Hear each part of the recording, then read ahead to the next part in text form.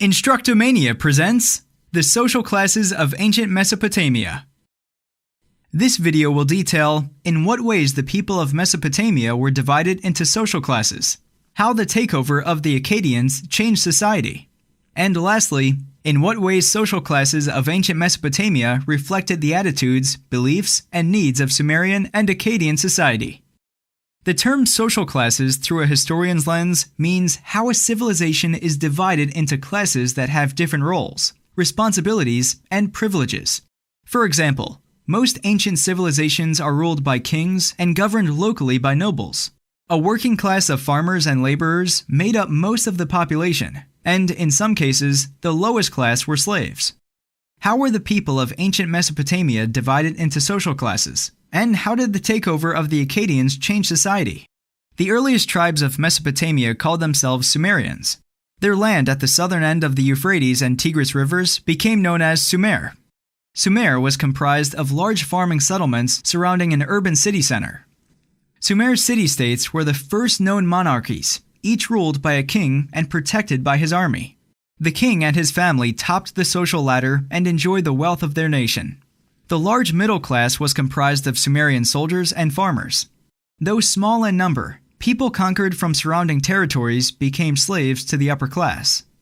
Women of Sumer enjoyed several rights under Sumerian law, including the right to participate in trade and be honored as priestesses in religious temples. Weaving and selling cloth especially became a source of wealth for Mesopotamia in the ancient world.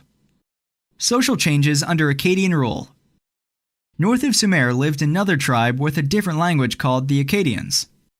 In 2334 BCE, their leader, Sargon the Great, built a city on the Euphrates River, and then turned his army on Sumer. He conquered each city-state and united them under one government, creating the world's first empire. Under the Akkadians, the upper and middle class didn't change. However, the Akkadians set up nobles to oversee various parts of their kingdom since it was so vast. However, the slavery class expanded to include many Sumerians since they'd been conquered by Sargon's army. Women in the Akkadian Empire no longer enjoyed rights under law, and could not participate in trade or religious practices. In what ways social classes of ancient Mesopotamia reflected the attitudes, beliefs, and needs of Sumerian and Akkadian society? A. Due to the highly agricultural-based culture of both the Sumerians and Akkadians, the middle class of farmers and crafters always outnumbered the upper or slave classes. B. Sumerian women could be priestesses alongside the priests of their religion because the Sumerians worshipped many gods, whom they identified as both masculine and feminine. C.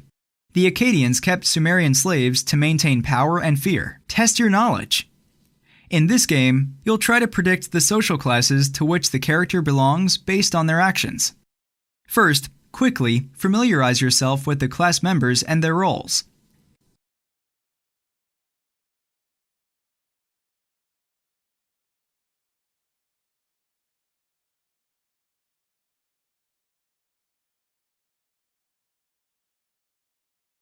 This is 𝘚𝐿. Based on his actions, to which ancient Mesopotamian social class does he most likely belong to? Is he upper, middle, or slave class? That's right, he's farming, which means he's most likely a member of the middle class.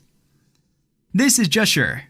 Based on his actions, to which ancient Mesopotamia social class does he most likely belong?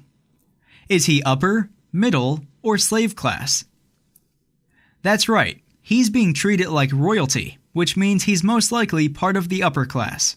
As you can see from the game, each social class in ancient Mesopotamia performed different roles in order to fit the needs of the civilization.